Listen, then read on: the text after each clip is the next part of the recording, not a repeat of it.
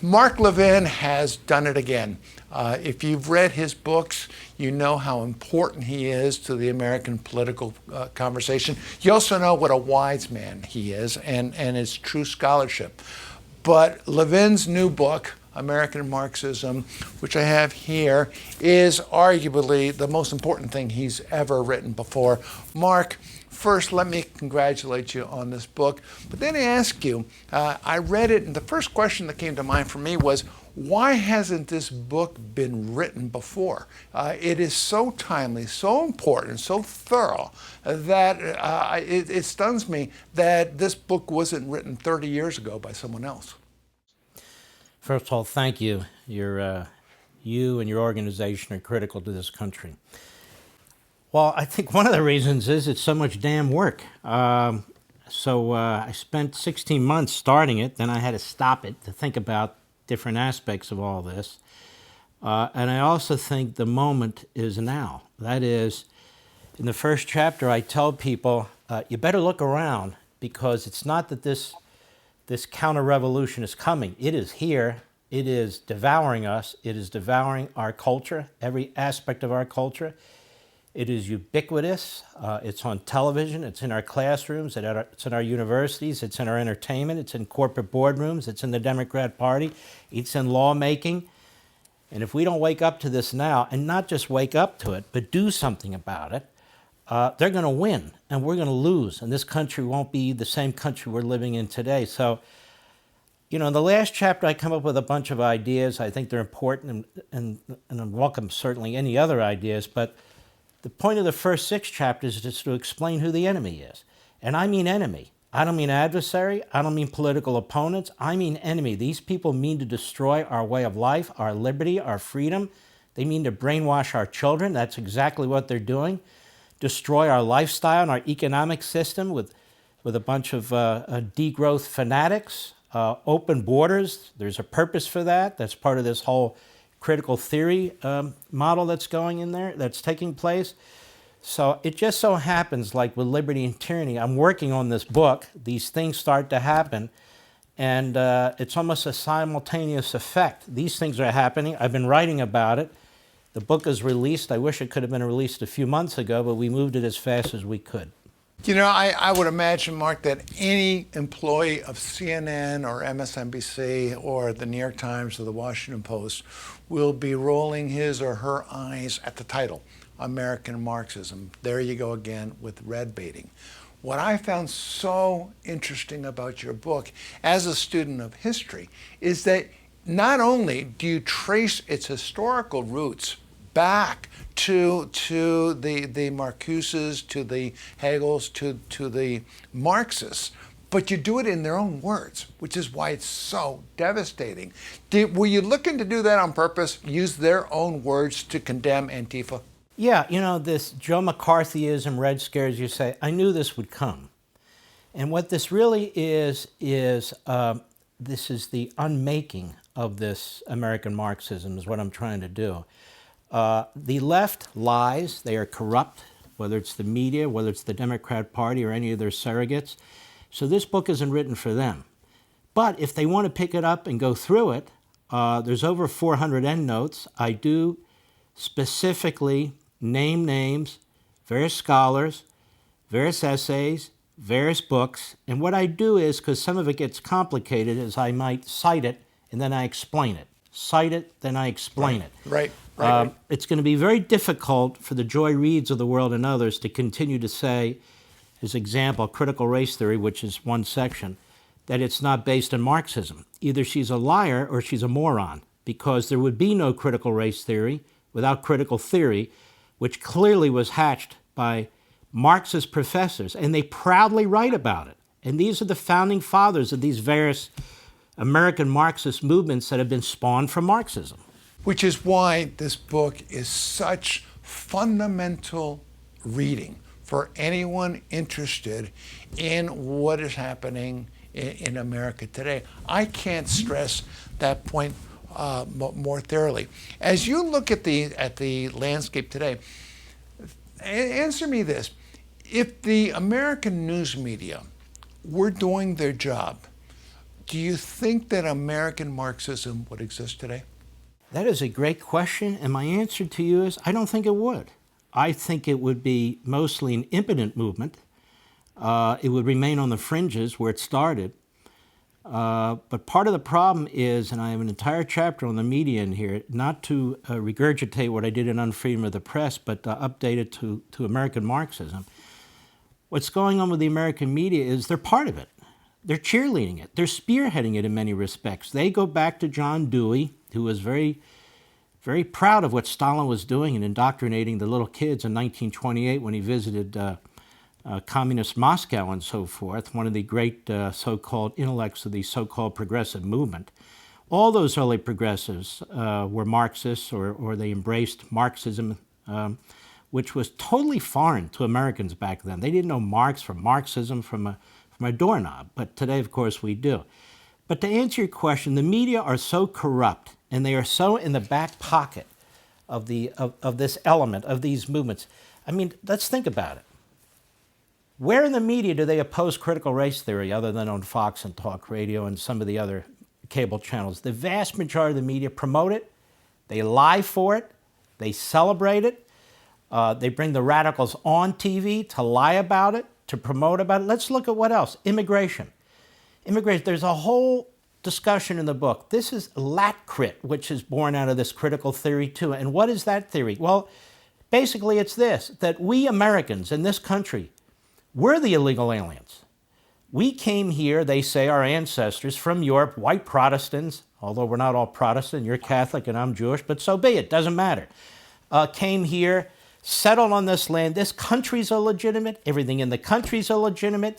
And if we have Hispanic Americans who are patriotic, the problem with those people, according to Latcrit, is that their minds have been colonized by the white supremacist dominant society. So open borders, what's the problem with open borders? And this is what's driving Biden and the Democrat Party, no matter how horrendous the border gets. They don't have a problem with this. Let's look at the climate change issue. I don't care about climate change. There's not a damn thing we can do about climate change. It's not about climate change. It's not about the climate. It's not about weather. It's not about tornadoes. It is a degrowth anti-capitalist movement that was born in Europe, that was exported to the United States, and they Americanized these Marxist movements. So with critical race theory, we have lat-crit, we have so-called climate change, and then we have transgenderism now. That's being taught to 8- and 9-year-olds in elementary school, that this whole notion of binary genders or sexes is, again, part of this social contract that was agreed to hundreds of years ago. But don't count us in. We don't believe in this binary thing about a male having this and a female having that. So all of that is turned upside down and inside out. So I try to explain where this comes from in each instance. I try to explain that, yes, it is part of the oppressor movement, the model that Marx set up, even when it comes to economics, which I didn't get to in the book because it was long enough, where we talk endlessly about class warfare, the haves and the have-nots. This stuff wasn't just developed today. This stuff comes straight out of Marx and Engels. It is Americanized, it is altered, it may not be technically exactly the same thing, but fundamentally it is. You know, listening to what you're just saying, if this were presented on social media, do you realize that just about every sentence would have been censored of what you just said? And you do tackle censorship. How serious is the problem with censorship in America today? Censorship is another example. Going back to critical race theory, they are not interested in different opinions. They're not interested in debate. One of the founding fathers of the movement, Derek Bell, who was a law professor at Harvard, before that Stanford. This was hatched in law schools. He was considered a fringe kook. Thomas Sowell picked up on that very early and wrote about him, how weak his scholarship was and how weak his brain power was. They don't want debate. And in the case of Bell is a perfect example.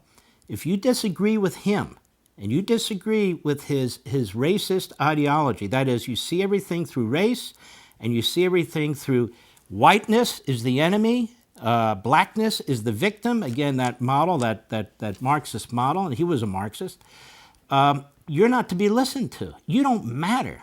anything you say doesn't matter. We're not about discussion. We're not about debate. We're not about free speech. We are effectively some kind of a faith, religious cause. We are a righteous cause, and you cannot understand where we come from given our race. And it's not just that. You have the Chicano lessons being taught, same thing. You have the same attitude when it comes to the fanatics and the degrowth so-called climate change movement. These are fanatics. These are zealots. And you have big media and big tech, big corporations falling right in line because look at big tech. Big tech is the biggest movement for censoring individual speech in this country, period. Big media. You watch Chuck Todd and some of these other very low IQ, may I say, Democrats, pretty much what they are. They embrace every one of these movements and promote every one of these movements. And he declared infamously a year or two ago, if you are a climate denier, you're not welcome on this show. We have physicists, we have climatologists, we have meteorologists, we have experts, people who go to MIT and Princeton and Harvard, who are raising questions about whether the Earth is getting warm or what causes the Earth to get warm or if the warming really even matters that much, and Chuck Todd won't put them on this program. You have censorship all around us, and this is a big problem, but it is part of, again, this American Marxist ideology. And there's an entire movement, and you're probably one of the few people aware of this, called the public media or public press movement, the community movement. And it's led by guys like Jay Rosen, who's a professor, and others. And what do they teach?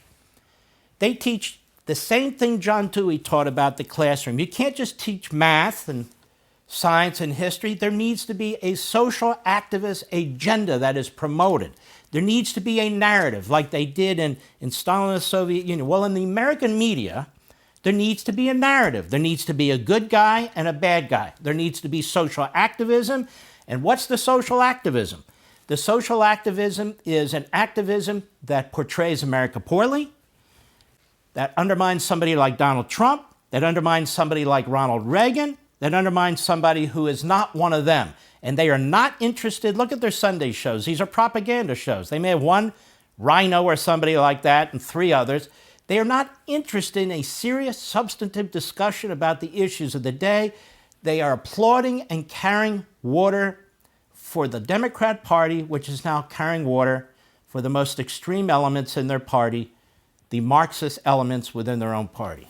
You know, Mark, I remember some years ago, there was an old saw about the Wall Street Journal where they said, you know, there are more editorials on the front page and more news on the editorial page.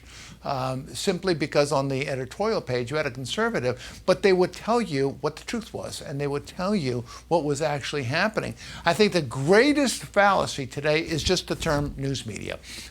All those things you just cited, that's not news anymore. The news was the who, what, when, where, why of a story. It wasn't the morality of the story or the life lesson of the story or the right, you know, picking winners and choosers. I find it fascinating that you have people who are news reporters at night and analysts in the morning who are analyzing the report they gave the night before. Anyway, I want to say this. You have a whole chapter on what can be done. I have one sentence on what can be done. It is simply read this book. Read American Marxism. Every American who cares about his country, who cares about what is happening in America today, who is worried sick for his children, needs to understand the root causes of what's behind this. Mark Levin, you've done your nation an incredible service. You truly have. I hope you sell millions upon millions of books. I've got a feeling this may be one of the greatest bestsellers of all time. I do believe that. Thank you, Mark Levin. Wow. Well, coming from you, one of the great patriots of all time, I cannot thank you enough. God bless you, Brent. Thank you, Mark.